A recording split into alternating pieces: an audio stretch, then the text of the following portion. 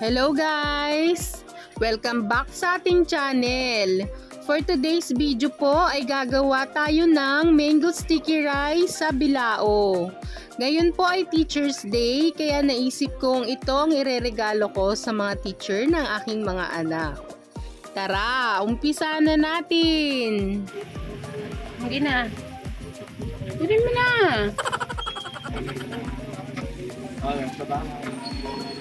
Love you!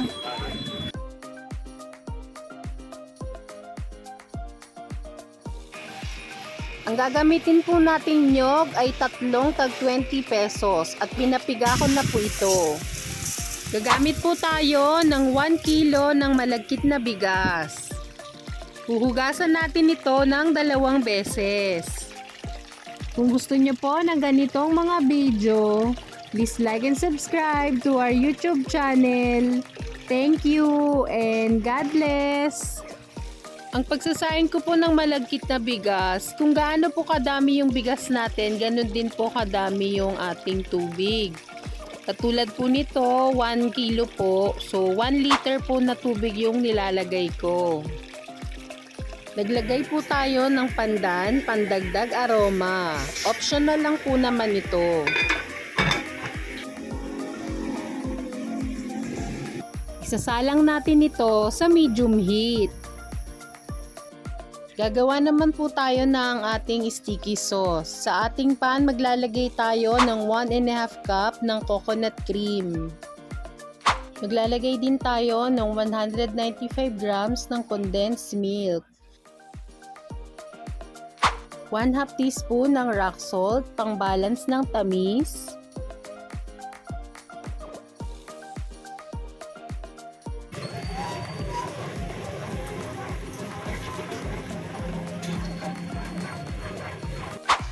Maglalagay po tayo ng 1 cup ng wash sugar.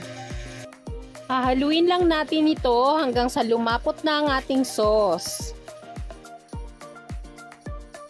Continuous lang po yung paghahalo natin nito at after 5 minutes ay pwede na ang ating sticky sauce.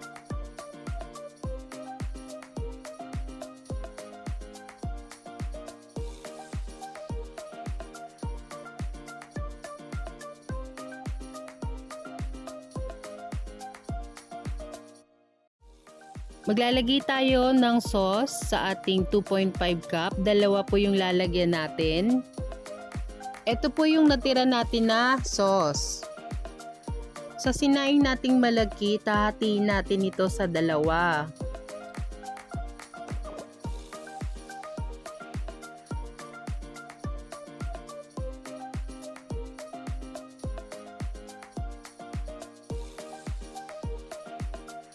Hahaluin lang natin ito hanggang sa mag-well combine na ang ating malagkit na kanin at sticky sauce. Kapag mahirap na po siyang haluin or sobrang lagkit na po, pwede na ito. At ang next naman ay gagawa tayo ng ube flavor na sticky sauce. Gagamit po tayo ng 1½ cup ng kakanggata, 1 cup ng wash sugar, 1/2 teaspoon ng rock salt, pang balance ng tamis. Gagamit din po tayo ng ube condensed milk. At hahaluin po natin ito hanggang sa lumapot na ang ating ube sticky sauce. Kung gusto nyo po ng ganitong mga video, please like and subscribe to our YouTube channel. Thank you and God bless! Mag-add pa po tayo ng 1 teaspoon ng ube food color para po mas tumingkad pa yung kulay nito. 1 teaspoon ng ube food flavor. Hahaluin natin itong mabuti. Nakasalang po ito sa medium heat. 5 minutes ko lang po itong isinalang at malapot na. Naglagay din tayo ng ube sticky sauce sa ating 2.5 cup. 2 cup po yung lalagyan natin ito para sa 2 bilao.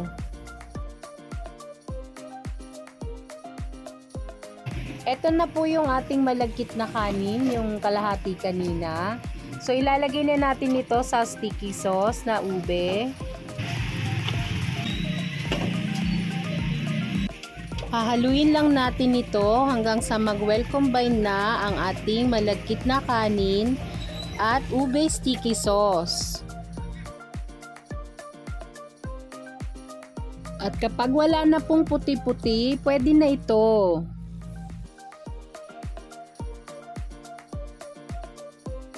Mag-assemble na po tayo ng ating Thai sticky rice sa bilao.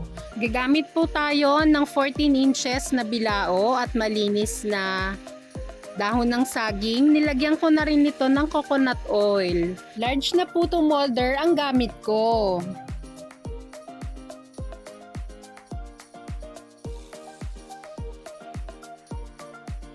Ipipress lang po natin ang ating malagkit na kanin at ilalagay natin yung isang slice ng mango. Ifo-fold lang natin ang ating malagkit na kanin at lalagyan natin ng strip ng dahon ng saging.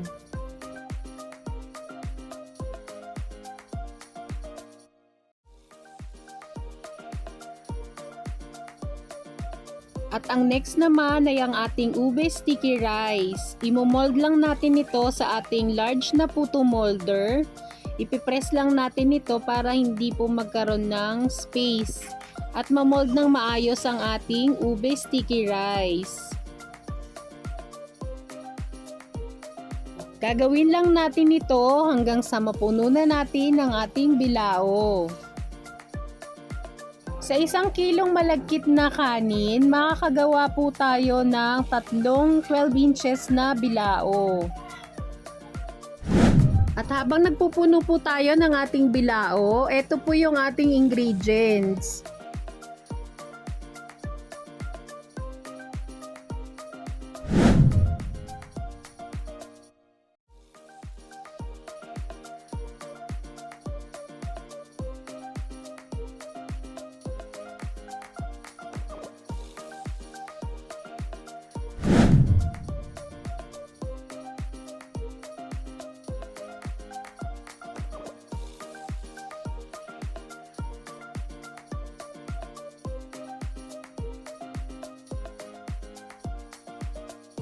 At para po sa ating costing, nag-costing po tayo based sa ating napamili. Ang ating puhunan ay 324 pesos. Per bilao po, ang pwede nating ibentahan nito ay 400 to 450. Kapag binenta natin to ng 400 pesos, ang pwede nating kitain 476 po.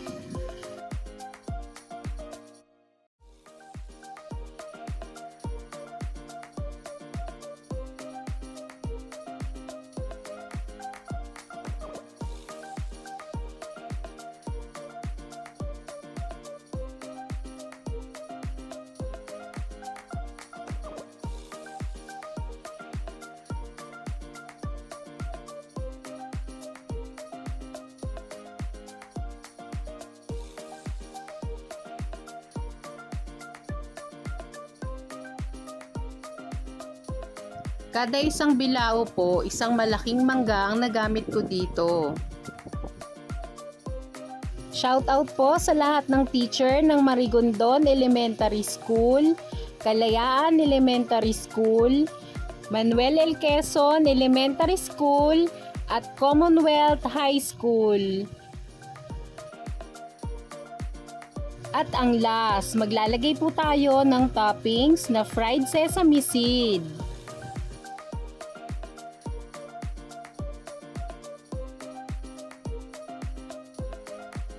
Ito na po ang ating mango sticky rice sa bilao. Sana po ay may nakuha kayong idea sa bidyong ito. Please like and subscribe to our YouTube channel. Thank you and God bless! Maraming salamat po sa lahat ng mga teacher na mabubuti, masipag at matyagang magturo sa ating mga anak. God bless po!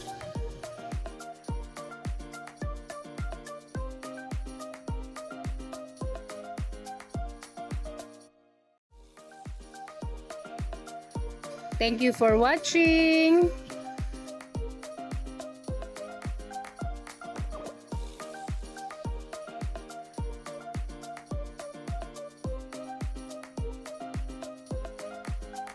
Hello guys!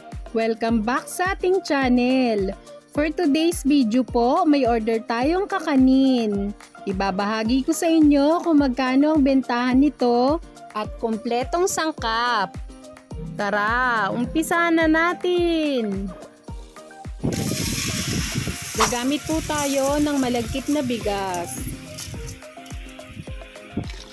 Huhugasan natin ito ng 2 beses. Kung gusto niyo po ng ganitong mga video, please like and subscribe to our YouTube channel. Thank you and God bless! Maglalagay po tayo ng pandan, pandagdag aroma. Optional lang naman po ito. Isasalang natin ito sa medium heat. Ang malagkit nating bigas ay 1 kilo, kaya naman ang tubig nito ay 1 liter. At habang nakasalang ang ating sinaing na malagkit, magsasalang naman tayo ng ating ube sweetened latik. Gagamit po tayo ng 1½ cup ng kakang gata, 1 cup ng wash sugar,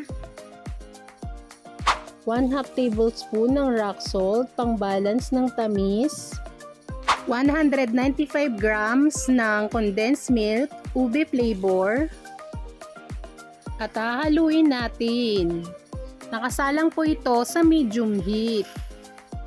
Kung gusto nyo po ng ganitong mga video, please like and follow our FB page. Maraming salamat!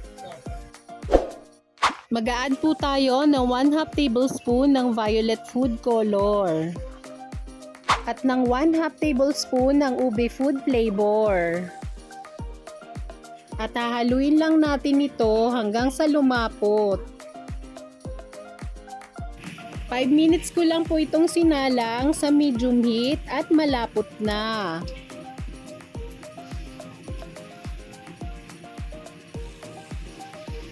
Ilalagay na po natin yung ating kalahating sinaing na malagkit. At hahaluin natin ito hanggang sa mag-well combined na.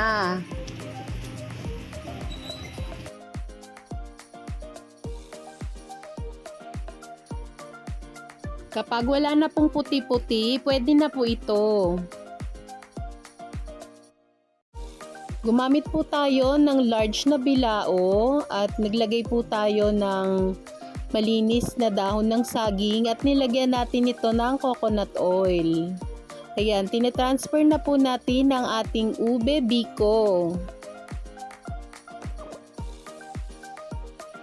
Ifa-flatten lang natin ito ng kalahati.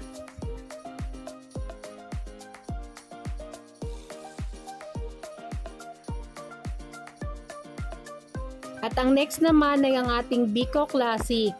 Gagamit po tayo ng 1½ cup ng coconut cream or kakang gata at ng ating panutsa na 269 grams.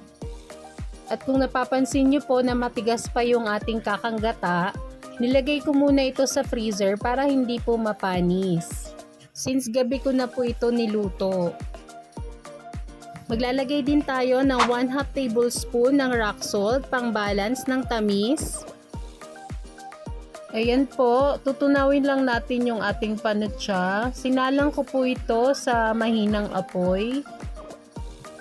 Pwede rin po kayong gumamit ng brown sugar kung wala po kayong available na panutsa.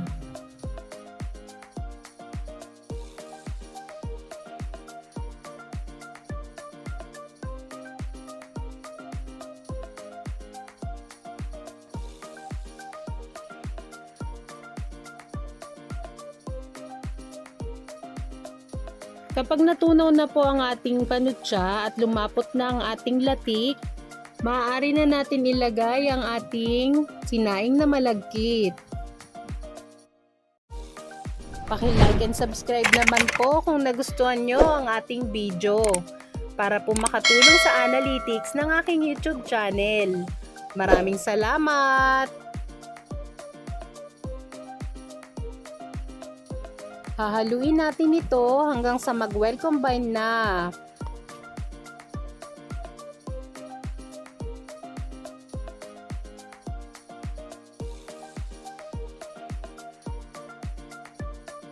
Isasali na natin ito sa ating bilao.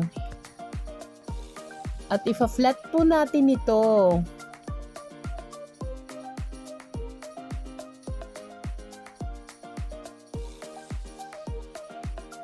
At eto na ang ating 2-in-1 na biko sa bilao. Maglalagay na lang tayo ng toppings. Uunahin na lang muna natin ang ating latik para sa ating classic na biko. Ang nagamit ko pong nyog dito sa latik ay 2 cups.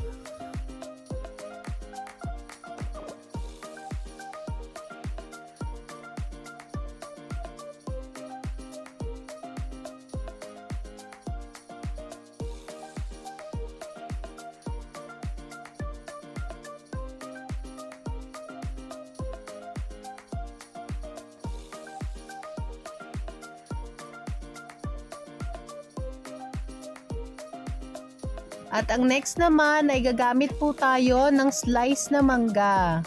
Ang ginamit ko po ditong mangga ay malaki pero kalahati lang po yung nagamit ko.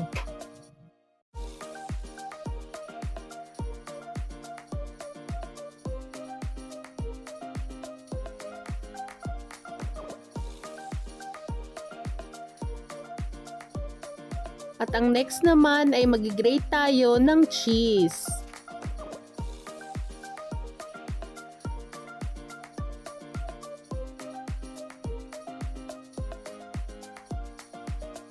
Ang nagamit ko po dito ay 82.5 grams. At eto na ang ating 2-in-1 na biko na may 3 toppings sa bilao. Sana po ay may nakuha kayong idea sa bidyong ito. Please like and subscribe to our YouTube channel. Thank you and God bless! Ang bentahan ko po nito ay 680.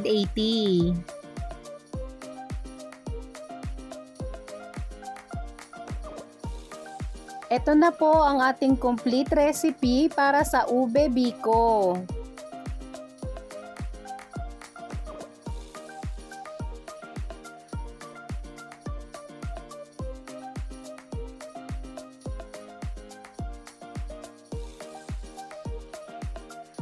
Thank you for watching!